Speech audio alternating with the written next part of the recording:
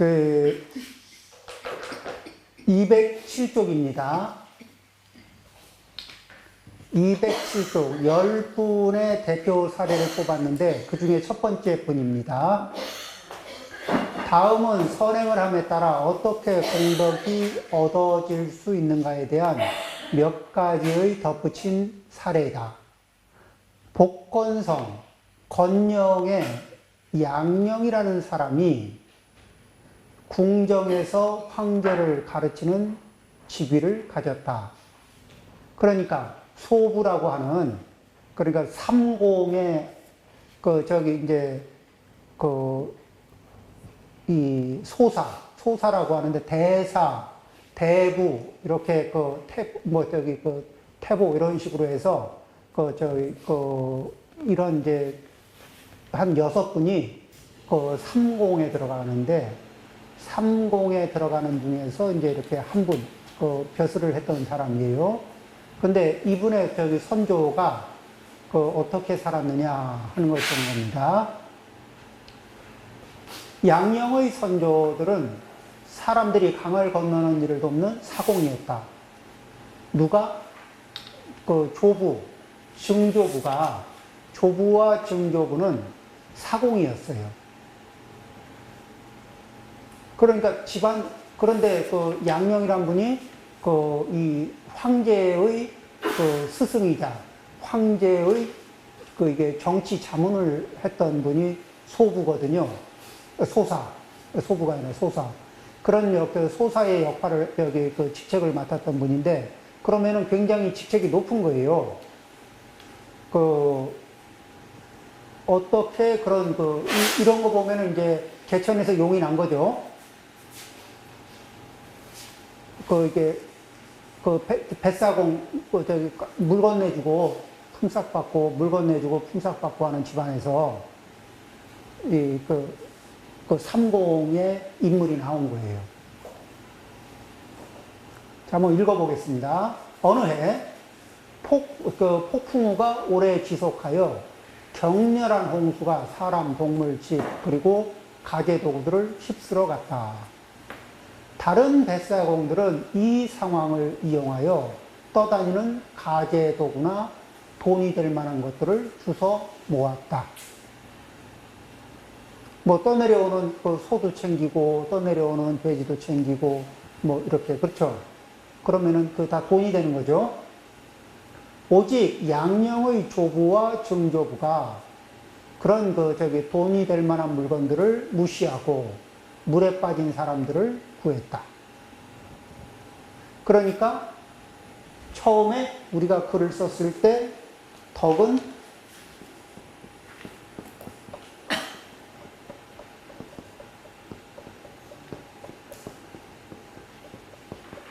손이다. 자, 이제 요 상황에서 양령의 증조부하고 조부는 다른 사람이 보면 손해나는 짓을 한 거예요. 물에 빠진 사람을 구해주잖아요. 그럼 겨우겨우 죽어가던 사람을 건져냈잖아. 그 다음에 사람이 살아나면은 그 다음 뭘 찾아요? 먹을 거 찾거든. 다른 이들은 뭐가 빠진 거 건져오면은 건져오는 대로 돈이 됐는데, 이분들은 건져오는 대로 비용이 드는 일을 한 거야.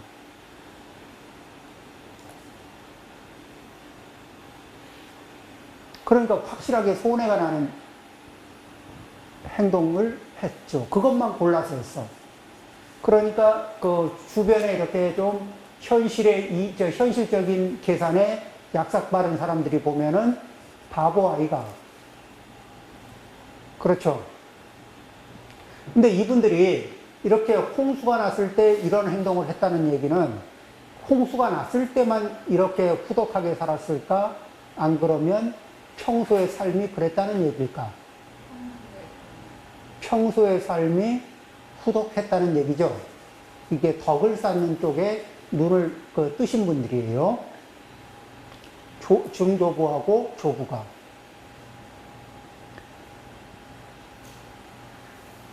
뱃사공들은 비웃으면서 그냥 사실은 비웃는 거죠. 두 사람을 아주 어리석다고 생각했다. 후에 양령의 아버지가 태어났을 때 양씨 집안은 점차 부자가 됐다. 무슨 인연인지 뱃사공 일 가지고는 부자가 안 되는데 그때 이런저런 이 인연이 겹치면서 이제 집안이 차츰차츰 부유하게 됐어요. 그러면 차츰차츰 부유하게 되니까 양령의 아버지도 교육을 시켰고, 그 다음에 양령이 태어났을 때는 굉장히 좋은 교육을 받을 수 있는 환경이 됐겠지. 그렇겠죠? 어느 날 도교의 승려로 나타난 한 천신이 모습을 이렇게 도사 모양을 딱 하고 나타난 거예요. 양씨 집안 사람에게 그 선조들이 쌓은 음덕으로 자손들이 부귀를 누릴 것이라고 말해 주었다. 그리고는 그 천신은 증조부의 묘를 쓸 특별한 장소를 가르쳐 주었다. 저기다가 증조부가 덕을 많이 쌓으셨어요. 그런 분을 저기다가 이렇게 묘지를 옮기면은 이 집안이 발복을 합니다. 이렇게 일러주고 간 거야. 그들은 천신이 가르친 바를 따랐다. 오늘날 그곳을 백토군이라 불리운다. 대단히 유명한 가봐요, 거기가. 거기에 이제 이런 게 있어요. 풍수라 그러니까 그럼 내가 좋은 땅을 차지하면 좋겠죠. 좋은 땅을 차지하면 좋을 것 같은데 그게 화가 될지 복이 될지는 알 수가 없어요.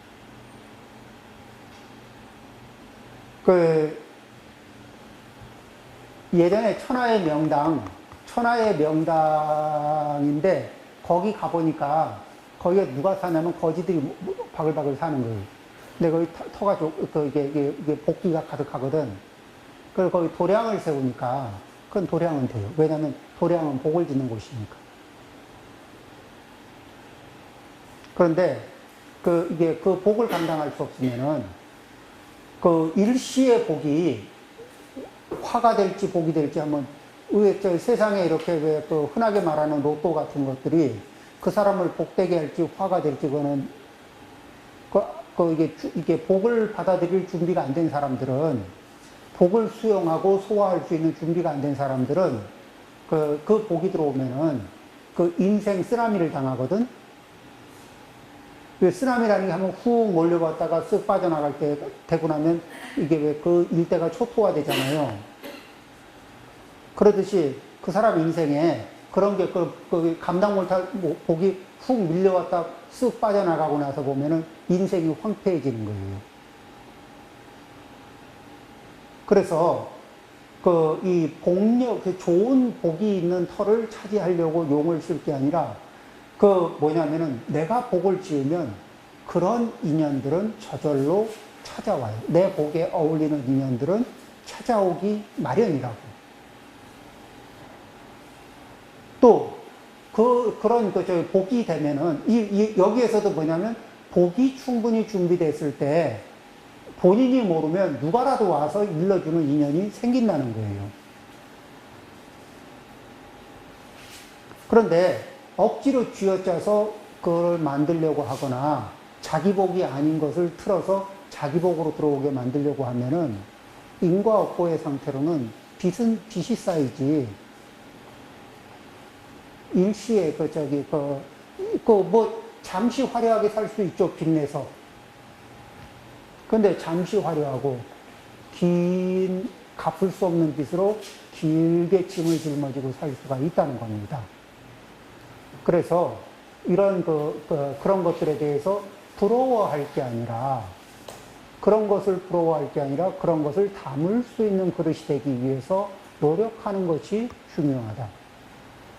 그런 얘기를 할 수 있죠. 자, 그 다음에 밑에 208쪽입니다. 그리고는 곧 양령이 태어났다. 근데 양령이 태어났는데 이 집안에 아들이 태어났는데 엄청 총명한 거야. 총명하고, 그런 단 20세, 사실은 20세라고 단정할 수 없는 게 약관이라고 그랬거든요. 약관은 20세부터 약관이라고 그래요. 이제 성인의 관례를 하고, 성인식을 하는 게 20살 되면 성인식을 하거든. 그리고 성인식을 하면 어른이라고 이제 어른으로 대접을 해요. 그러면은 그때 관례를 하고 나면은 친구들이 호를 지어주거든. 그러면은 이제 모든 사람들이 이름을 안 부르고 호를 불러야 돼. 근데 호를 부르는데 이름을 부를 수 있는 이가 세 분이 있어요. 누구냐면은 부, 모, 그리고 처음 천장 가르쳐 주신 선생님. 요 세 분은 이름을 그냥 아무개 하고 이름 부를 수 있어요. 그분 앞에서는 세울 자존심이 없는 거죠. 나머지는 할아버지도 호를 불러요. 이제는 이제 내가 자네가 이제 성인이 된 거를 인정하고 어른으로서 대접한다. 이런 마음 자세로 호를 불러요. 왕도 호를 불러요. 그런데 왕이나 이래 관청에서 이름을 부를 때는, 그때는 이 큰 상을 주거나 큰 벌을 줄 때.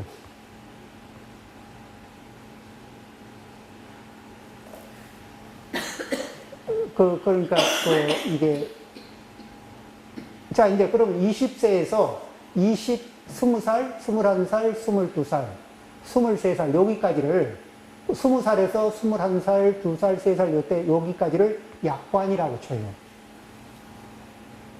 그러니까 그 시대를. 그러니까 20살이든 21살이든 22살이든 간에 이때에 지금으로 치면은 이게 이제 진사과에 합격한 거거든요. 그런 벼슬을 나가는데 지방관, 지방 수령이 되는 거예요. 그러니까 지금 고시를 21, 2살에 통과하면 어때요? 21, 2살에 연수원, 사법연수원을 끝냈다 이러면. 오만 되지. 예? 오만 되지. 근데 나이로 치면 꽤 빠른 거죠. 그 나이 때 단 20세에 과거에 급제했고, 후에 황제가 스승의 직위를 주었다. 소사.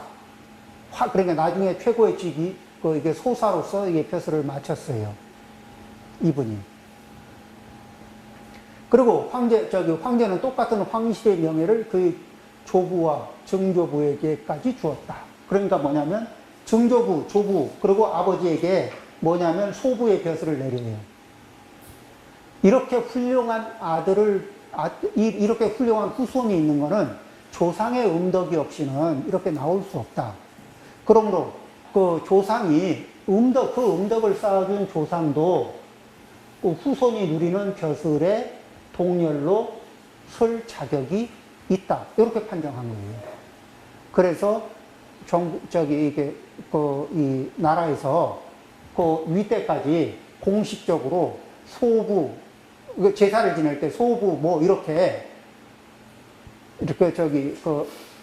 증조부, 뱃사공이었는데, 소부, 누구, 그 다음에 조부, 소부, 누구, 이런 식으로. 이게 증손주의 그런 벼슬과 동렬로 해서 이게 제사를 받을 수 있게 허락을 해요.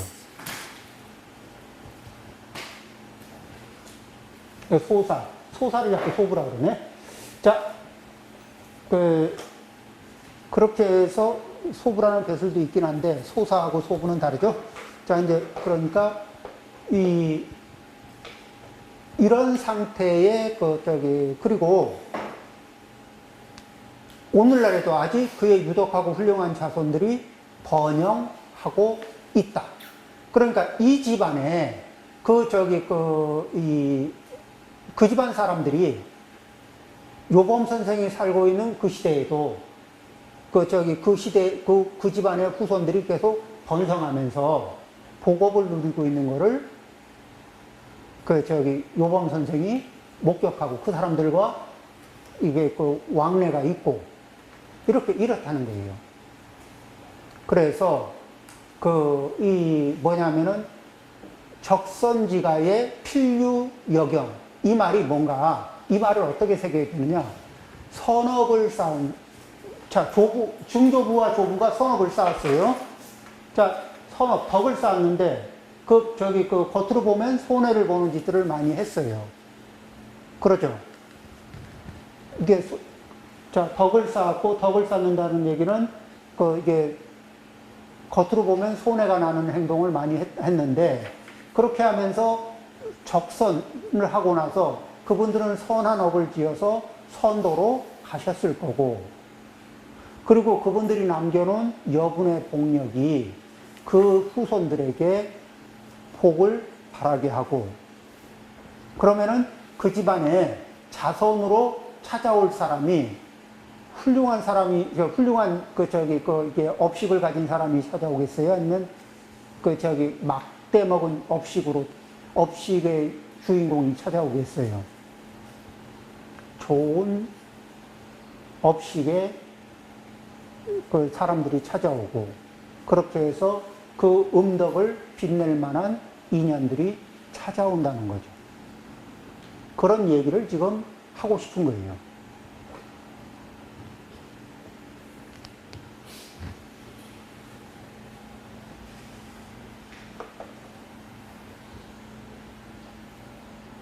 그래서 지금은 자식이 잘 되면, 그러니까 누가 잘 되면 네가 잘나서 그렇다 이렇게 봐주는데, 과거에 어떤 사람이 잘 될 때는 단순하게 그 사람만을 보지 않고 그 조상의 음덕을 기린다.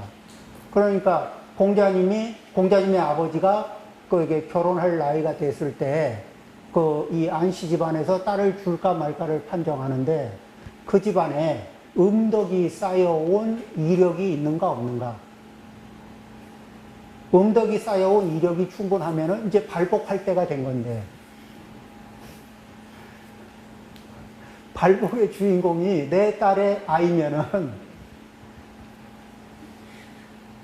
그리고 안씨 집안에서는 그 계산을 하고 충분히 좋다 이렇게 해가지고 보냈는데, 그 후대에 공자님을 자손으로 얻었으니까 그 계산은 누가 했는지 모르지만 굉장히 이렇게 계산을 잘했죠. 요즘 애들한테 그 얘기는 절대 안 먹힌다는 사실. 그러니까 뭐냐면, 그렇다고 해서 지금 젊은 사람들이 자기들이 더 총명하다고 생각할 수 있을지는 모르지만, 그런데 이 인과를 보는 그런 안목들이 없으니까 삶이 무질서해요. 그리고 자기들이 계산한 삶의 궤도에서 또 이게 뭔가 삐끗하고 이게 엇박자가 나기 시작하면은 어떻게 수습을 해야 될지 굉장히 이렇게 혼란스러워 하거든. 그리고 방법을 잘 못 찾고. 그 다음에 현대 젊은 사람들이 이렇게 강한 것 같으면서도 멘탈의 붕괴가 자주 오면서 이렇게 멘탈이 붕괴되면서 정신적인 이렇게 고통을 많이 호소하거든요. 그런 것들도 있습니다.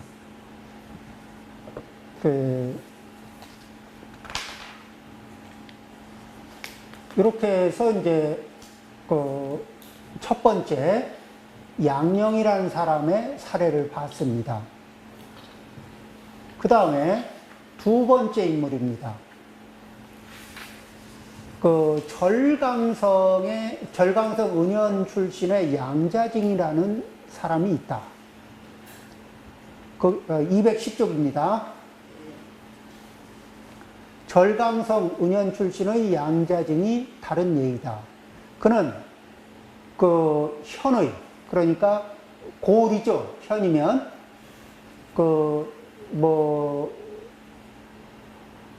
우리식으로 얘기하면 현이 되면 한 군 단위 정도 될까? 이런 정도. 그 땅 크기로 보면, 그 현에서 그 이 뭐죠? 사법과 관련된 과장. 그러니까 왜 이런 거 있죠. 그 우리나라도 사또 밑에 뭐 이방, 뭐 형방, 뭐 예방 이런 게 있잖아요. 그럼 그게 그 지금으로 말하면은 과장급이거든. 무슨 과, 무슨 과, 무슨 과. 그런데 이분이 형과, 그러니까 형방 계열의 그 일을 하셨던 분 같아요. 그 법정에서 일했고, 그리고 친절하고 공정하고 정직했다. 어느 때 현감이 죄수를 피가 낭자하게 매질했다. 양자직은 무릎을 꿇고 현감에게 중단할 것을 간청했다. 경노한 현감이 말했다. 내가 간청하는 것은 좋으나 그가 법을 어겼는데 내가 어찌 화를 안 낼 수 있겠는가. 근데 요거는 이제 저희 문장을 한번 보는 게 좋겠어요.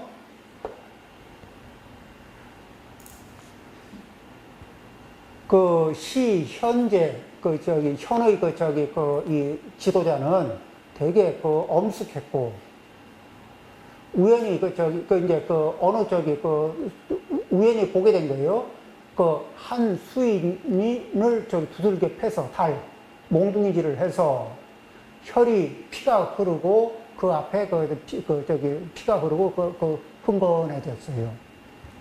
그러면서도 그 현감의 분노가 여전히 아직 식지 않았다. 그러니까 더 팰 기세야. 계속 팰 기세인 거예요.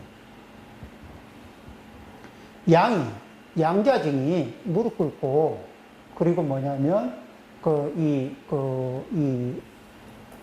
좀 너그럽게 풀어주십시오. 이런 이제 요청을 한 거죠.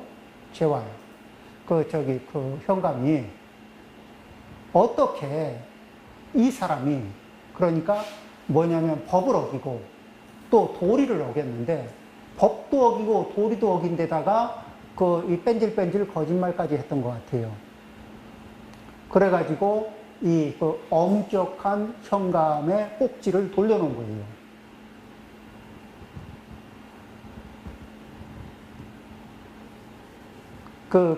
이게 이제, 그래서 법을 어기고 도리를 망가뜨려서 사람이 분노하지 않을 수가 없다. 그러니까 이 양자징이 다시 머리를 조아리면서 이야기하기를, 상실기도, 지도자가, 당시에 옛날의 지도자는 부모 노릇도 해야 되고, 지도자 노릇도 해야 되고, 스승, 선생님 노릇도 해서 어떻게 살아야 하는 걸 가르쳐야 되고, 부모처럼 보듬어야 되고, 지도자로서 이끌어야 되거든. 요 세 가지 역할을 정부로부터 요거를 하라고 이렇게 관직에 보내거든요. 그래서 아마 역사상으로 보면은 이 동아시아에서 그래도 쉽지 않은, 인문 교육이 일정 수준 이상 옳은 사람들을 관리로 내보내는 규칙을 가진 동네는 이 동아시아 이쪽에 동서를 막론하고 이렇게 보면은 없어요.